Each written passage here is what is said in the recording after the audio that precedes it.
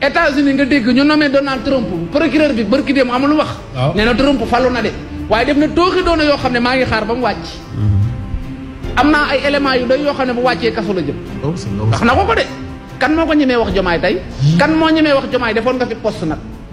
maa ngi ko denc wàcc nga mooy ci kaso bi laa lay dugal boo ko waxee yow ba doo fa yendu. kon dama ne magistrat yi ñoo la gën a bëgg indépendant jomaay ba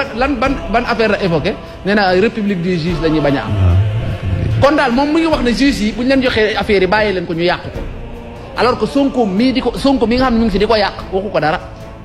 ndax yàq justice ak saboté leen weesuwul ñu def ay enquête ba jàpp ñaari nit nga ne lan moo tax ñuy jàpp suñuy nit rapport ñëw wala nit ñu koy tudd ci tooxi doona Azer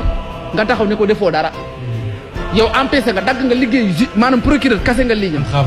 mooy benn nga ñëw ne ko yow mii ONAS bu defoo dara justice atte ba pare tranché nga ne ko yow li nga atte waroon a atte li dafa tuuti c'est-à-dire yéen Sénégal lan lañ bëggati mbir mi leer na naan ñi dossier yooyu jàpp nga ne buñ ko attewul léegi daan ko mës a atte yaay loolu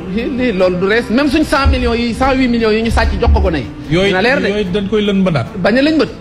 alalu réew mi képp koo xam ne jël nga ci ñoom kay nañ leen invité ñu leeral ko rek ñu koy leeral loolu amul justification xam nga lu tax Amadou Ba Pastef moom moo gën a leeral mbir ma moom nee na ñoom ñoo doon faj militants yi léegi bi ñu egsee au pouvoir état bi moo leen di faj ana état ak faj ay militants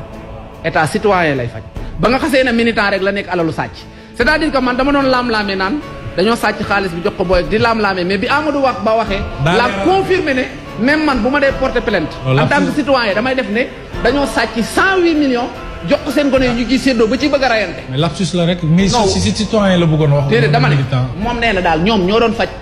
militants yi léegi ñoom bi ñëwee au pouvoir état bi moo leen war a faj même bu ñu doon ay citoyen xeexuluñu Sénégal ba dee dañ doon xeex contre l' état du Sénégal xam leen ne waa Pastef dañ doon xeex contre état du Sénégal mooy di taal suñu alal di toj suñu alal ku ci jëlee gàllankoor nag militant lii daal lu tax cotisé wuñ ñoom ñoo doon faj 100 millions du dara buñ laajee DG bu ne 1 million wala 500 000 buñ ko dajalee dañ ëpp lu am 100 millions faj seen i militant waaye yow léegi jeex na léegi yow daal sama da ngay takk sa jabar dépense amul ci kër gi natt bi fi waa kër gi fam koñ bi def mu ciy tibb loolu la rek la mel maam ñoom bi ñëwee ba faj suñ militants yi dañoo dem tibb ci suñ kees 108 millions jox leen ko ñu koy séddoo ba ci rayante laa la wax ba ci bëgg a rayante ci 108 millions yoo xam dañ koo sàcc ci alaskan wi of nag ak yii nag pôle financier a ngi nii waxu ci dara am na dossier pôle financier nag capture yi ma dégg ne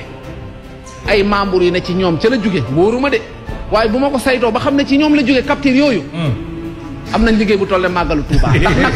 fii du ñu nangu kenn di fi promouvoir parti politique confirmé wu ma nag li ma dégg laa wax maa ngi koy topp nag te dinaa jot ci capture yi bu soobee yàlla léegi nag li ma bëgg a wax mooy loolu yëpp li ko andi